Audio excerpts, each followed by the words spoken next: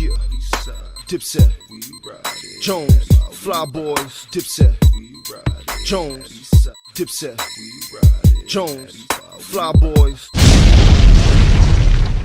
Thank you so much for watching. This is the Entertainment for One podcast, E for One. You're watching the E for One podcast. And if you like this content that I am providing here for you, you already know what to do. Like, subscribe, and share. We're close to almost 4,000 subscribers, so let's keep the numbers up. Let's keep those numbers going. I am your host, BLT, better known as Anthony, and let's just talk about it. Jim Jones is just basically saying that he didn't think another rapper by the name of Pusha T from the group The Clips should be in the top 50 rappers of all time. And he gave his reasonings why, but I'm specifically talking about Jim Jones. I think Jim Jones is very underrated. Jim Jones is consistent with his music. He releases an album, if not twice a year, every single year. He just released an album, Back in My Prime, about a couple of weeks ago, and that was exclusively produced by Hitmaker. Before that, he did Gangsta Grills. He does mixtapes on a regular basis. He did a DJ Drama Gangsta Grills mixtape. And he came out with literally an album every year. He came out with The Fraud Department, exclusively produced by amazing producer Harry Fraud in 2021. He came out with El Capo in 2019. I thought El Capo was a very underrated album. That was probably, like, if not my best album of 2019, definitely in my top five. He's consistent with his music. Wasted Talent in 2018. So if Jim is not coming out with an album twice a year, he's definitely blessing us with an album every year. And Jim Jones' pen game has significantly stepped up since his early years when he first came on the scene as a member, protege Cameron and M Dipset. You know, when his first album came out, On My Way to the Church, in 2004, wow, almost 20 years ago, I would have never thought that Jim Jones would have been in my top 10, top 5. He has progressed. His lyrics have progressed. His subject matter has progressed. Just everything about him as an overall artist has progressed. And, a lot of people overlook that. Now, I'm not saying that Jim Jones is going to win any battles, out here. And I'm not going to say Jim Jones' lyricism and skills are up there with a Pusha T or someone like, just off the top of the head, a 38 Special. Or, I'm not going to say Jim Jones is superior to the more elite MCs, whether it be Conway the Machine or Sky Zoo, I'm not even saying that. What I'm saying is that Jim Jones holds his own on these records.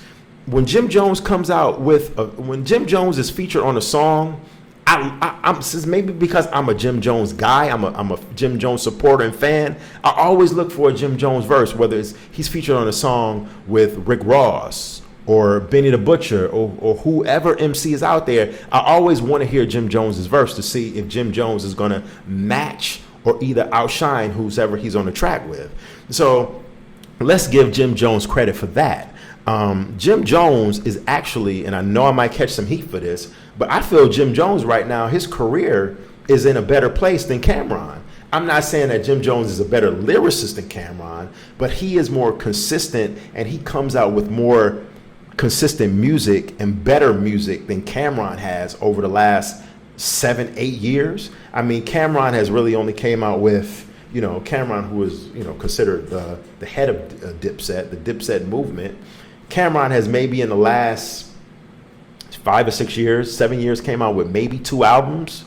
Jim Jones comes out with the album, like I said, every single year. And the quality of it, the production, Jim Jones' production is so dope and so fire. He gets the best production. He gets some of the best production out here. Whether it's I just feel like Jim Jones' music career is in a better place than Cameron right now, and that just puts him over Cameron as far as being a better artist. Now, I'm not saying that Cameron can't come out with an album to eclipse what Jim has been coming out with. But Cameron has just been kind of doing his thing in the background. He stepped away from the rap game, and that's, kind of hurt his status to me within hip hop, because his output is not where it should be. His output is not like Jim. Jim has quality and quantity. A lot of artists have quantity over quality. Jim Jones has quality over music, quality with the music he comes out with, and he releases the quantity. So I put Jim Jones, his career is at a little bit higher elevated space than Cameron right now. So these are just some of my reasons why I feel like Jim rightfully deserves to have a seat in the top 10 MCs, rappers of right now. I'm not talking all the time, okay? Not talking all the time. I'm talking currently. If there's any other reasons that you could think of, I might be wrong or right. You already know what to do. Hit me up in the comments section and let me know what you think. And I can't forget about that Lobby Boys album. Jim Jones came out with like 2 or 3 albums last year. The Lobby Boys album, he came out with Mano. That was a decent album. I thought, that album was pretty. I thought the production was good. I'm not a huge Mano guy, but Mano has his moments sometimes.